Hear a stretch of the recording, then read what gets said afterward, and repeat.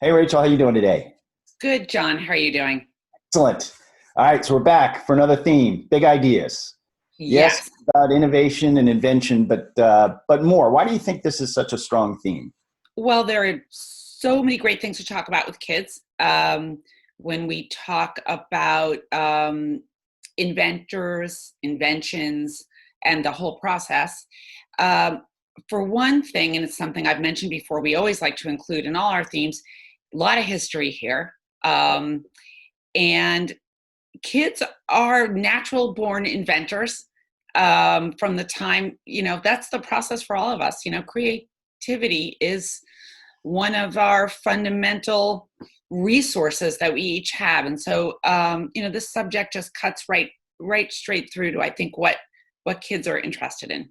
Yeah, and I know we were talking earlier. This is some of this falls into that bucket of awareness and regulation, right? And that the whole idea of making mistakes and stick to itiveness and things like that, right?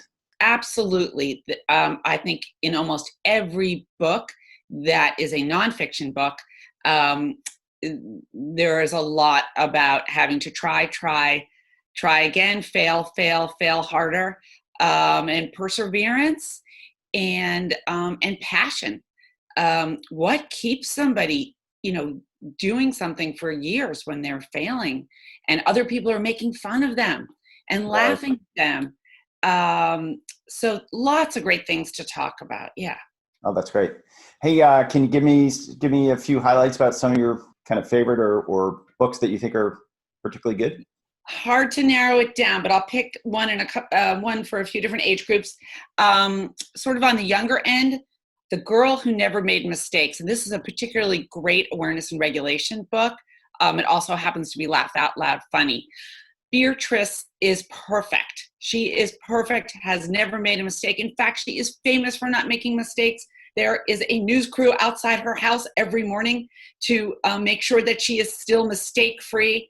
And then, of course, um, she makes a mistake, and it's in front of a big audience. She's on a stage at a talent show, and there's a moment where she has to decide what she's going to do, and she laughs at herself. And it's an excellent way to talk to kids about perfectionism, the ability to laugh at ourselves. It's just a really, I can't say enough good things about that Yeah, that one. sounds good. As we get a little older, for older kids, there is a wonderful nonfiction book, or I would say it's a kid-friendly biography of Momofuku Ando, who is the creator of instant ramen. Oh, right. It's called Magic Ramen. And the great thing about this is that he gets his inspiration. He's a young man.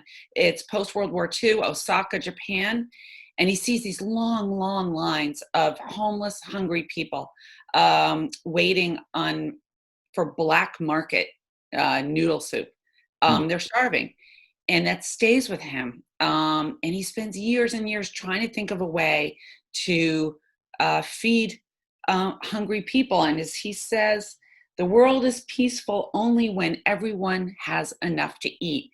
And I mean, really, like over a decade, he works at this invention in a shed behind his house until inspiration strikes and he figures out the problem. He has a lot of soggy or too dry noodles. He's all kinds of problems. It's a wonderful book.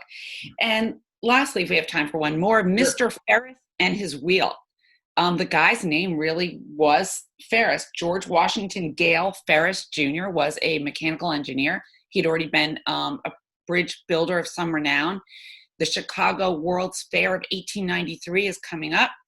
And in the competitive spirit of, the French had just built the Eiffel Tower and shown that off to the world. And he just wants to beat that Eiffel Tower.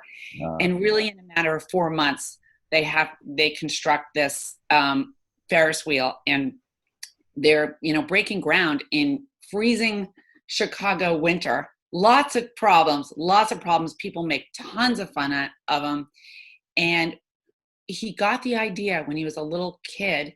He grew up on the banks of a river, and he used to watch a water wheel, and he used to imagine if he could only shrink himself down to the size of one of his toy soldiers and get on that water wheel. And that is where he got the idea for the Ferris wheel, which I think is pretty cool. Oh, fascinating. Actually, that's an invention I could do without. As my kids know, I'm an acrophobiac, so I have no interest. I'm with you on that, but So that's great, Rachel. Well, thank you very much. thanks, John. Bye. Bye bye.